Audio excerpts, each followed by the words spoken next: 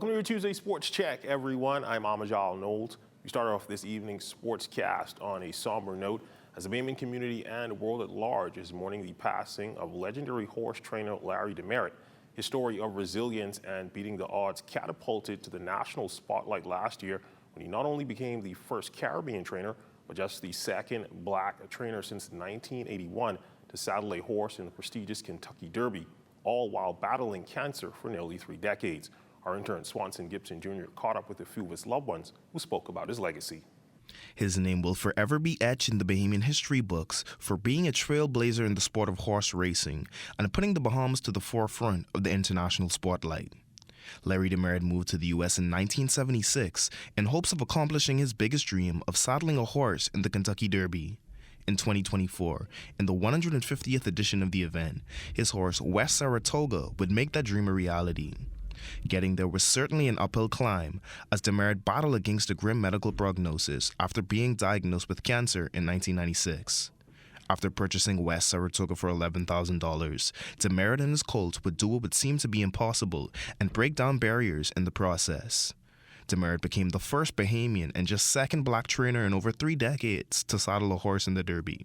My brother was a very loving, giving, compassionate person. I can go through many a story illustrating that fact. In the early, mid-80s, we started this tradition. We went to Kentucky every summer. And when we reached in Kentucky, Larry wouldn't allow us to do anything. We would go into Sam's and the grocery bill would be close to $1,000. And back then, that's more than plenty money. Anything that we needed, he was all about family. You know, we all grew up together in my grandmother's house. And she always taught us, if you have one slice of bread, you have to share it with everybody. Make sure everybody get a bite of that bread. So he embodied all the things that Mama taught us and more. A proud Bahamian who would wear both his heart and his country on his sleeve. But we were elated when he realized his dream as being a part of the Derby. We were so happy for him, so much so that more than 20 of us went up there to support him. While Larry was in Kentucky, he made many friends. Anybody who he knew or ran into, and they had many Bahamian roots, so he gravitated to them. He invited them to his home, you know, to break bread and to be a friend and to check on them to make sure that they were doing well. And his cousin, Roger DeMeritt, spoke on what he wants the world to remember most. And I would want people to remember him mostly by how he lived his life. He believed that the most worthwhile life is one lived rendering services to those in need. That because of him and people like him, our country and the world will be left with an abundance of life and love, because he chose to make his earthly existence a ministry of esteeming others above himself. Larry DeMeritt was survived by his wife Inga and his son Larry Jr. He was 75 years old. Reporting for ZNS Total Sports, I'm Swanson Gibson Jr. Switching gears, the University of the Bahamas Mingo is hosting their inaugural Golf Classic, teeing off at the Royal Blue Golf Course over the weekend.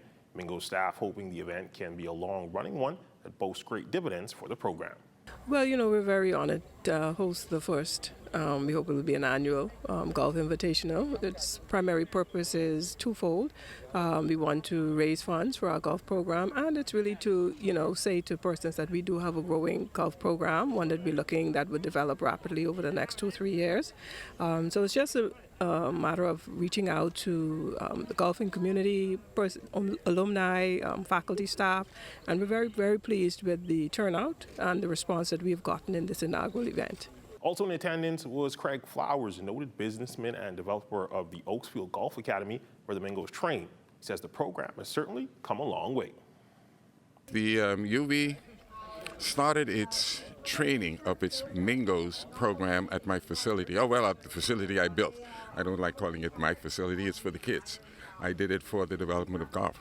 But the Mingos has so many brilliant, talented young men on it that certainly is now coming to fruition. Their instructor, their program has been nothing short of amazing. I'm pleased, I'm delighted to have them there at our facility. And more from Balmar announcing a partnership with the Ministry of Youth, Sports and Culture for the promotion of several upcoming events and initiatives concerning racket-based sports, i.e. tennis, pickleball, and paddle, all centered around the recently launched John McEnroe Tennis Center. Now, with pickleball being the fastest rising sport in the world, the resort expounding on its pickleball-related programming to capitalize on this phenomenon. It is the fastest emerging sport, and yes, of course, we want to see all sports, especially what Bahamians partake in, make it to the Olympic Games.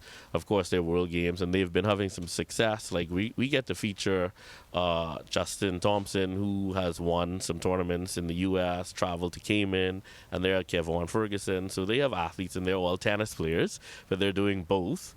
And it's great to see that they can travel internationally and even make it further probably than where they made it in tennis and do well. So I'm all for the support, and us having the facility here, we want to offer where they can come here and train. And like, you'll meet MJ, I think next week he's playing in the Spring Cup. He's been here training. I think he's done some Instagram posts, but he's also willing to do a give back clinic here at Bahamar. And that's a look at your sports on this Tuesday. A check on weather when we return.